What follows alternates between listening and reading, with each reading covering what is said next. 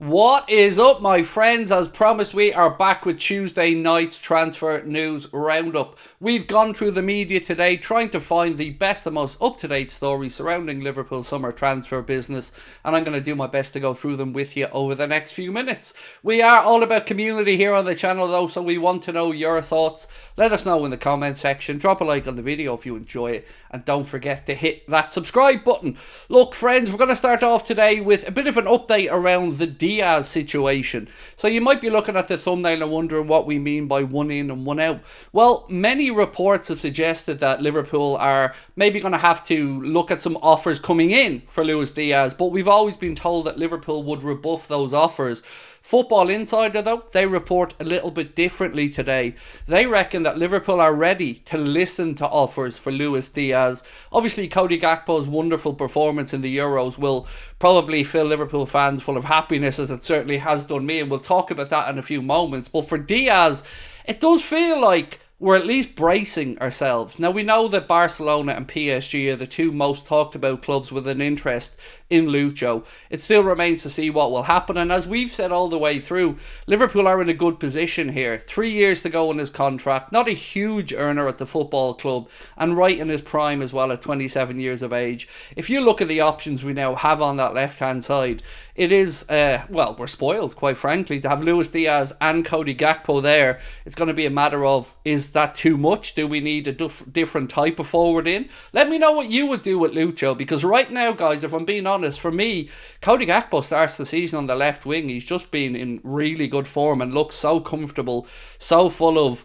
confidence. I mean, it would be a crime not to be playing him. So for me, that position's already nailed down. And Diaz, well, that probably won't go unnoticed to him as well, how well Cody Gakpo is being played. So let us know your thoughts on it. We do think that Liverpool will have some offers coming in. It's up to the club and Lucho then what happens after that. So your thoughts on this is, of course, very welcome. Next up, we're going to speak about Arne Slot and when he might have the guys back. So the under-21 started to come back to Kirby for the pre-season build-up starting yesterday. Now, the rest of the senior squad, well, obviously some of those guys are away on international duty at the Copa America and the Euros. All 7 of Liverpool's participants in the knockout stages of the Euros have all gotten through to the next round, so good news for us. But Arne Slot is going to want to start working with the guys. So the senior players are starting to come back in a staggered sense from Friday. That's when Arne Slot will really start to knuckle down and run the rule over his squad. So keep an eye out for that. And of course, we know that Arne Slot is conducting his first press conference this weekend on Friday, 11 a.m. as well, to well, give us a feel about what to expect. Now, Anthony Gordon, I don't think this situation is dead just yet, but it has taken another little twist. Newcastle are frantically trying to get a new contract in front of Anthony Gordon. Obviously, they're going to try to allay any fears that the fans and Anthony Gordon might have had after the incident of offering him to Liverpool. Now, what I'd be really intrigued to see with this contract offer for Anthony Gordon is if there is a buyout clause inserted into it. Certainly, if I was his representatives, I'd want a number that is guaranteeing that if somebody comes in, i.e. Liverpool, that he can go and move on. Now, I don't know if Liverpool will come back in. My instincts to say we probably won't, because as we've already spoken about, Cody Gakpo is doing really well on the left. We already have Luis Diaz. If he departs, well, then maybe you can make an exception. But still, I think we would look for somebody on the right-hand side more likely than somebody on the left. Mohamed Salah, he's got 1 year to go. After that, we need a new right winger if Mo doesn't stay around. So, for me, the Anthony Gordon thing doesn't really make too much sense.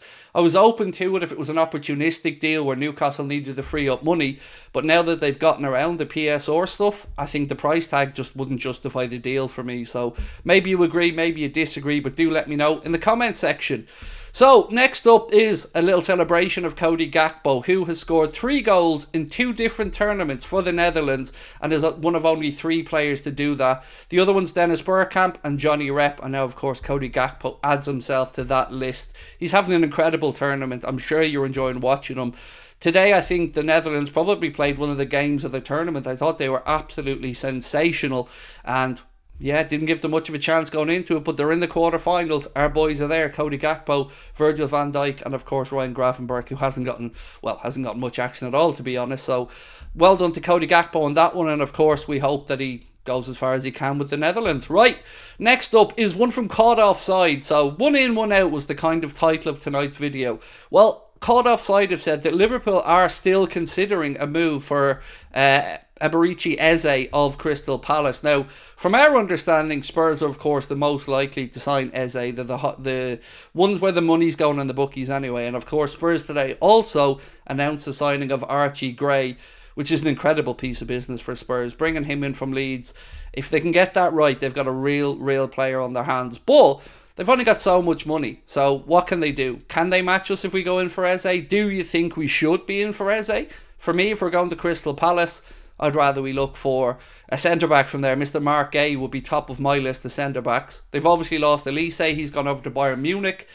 I don't know if they're going to want to be asset stripped all the way to the window.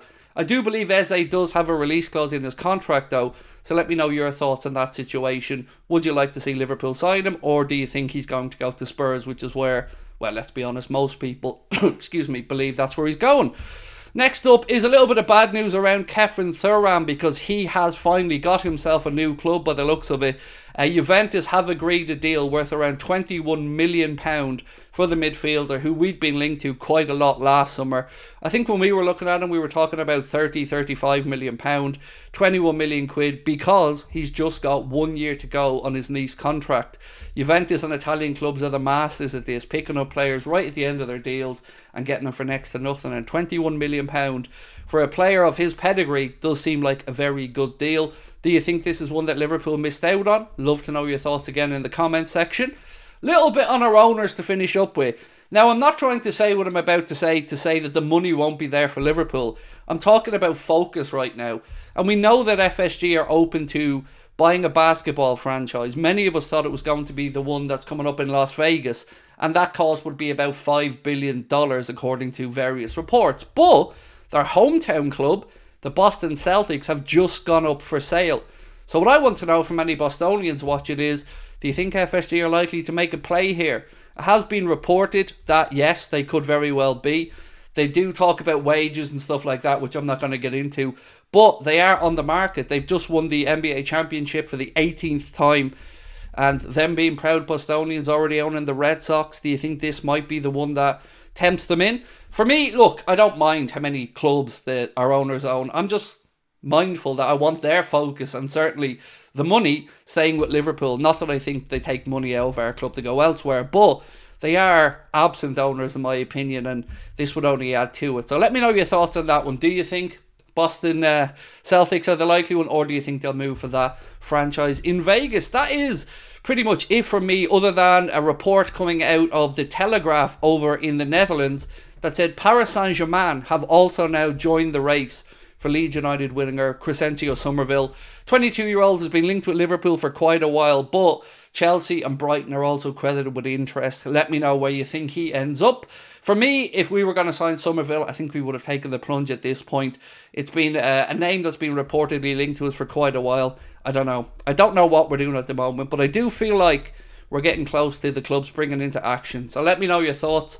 Hopefully, I'll be back live streaming tomorrow. Just going to see how I feel before then. But thank you to everyone that's left kind comments.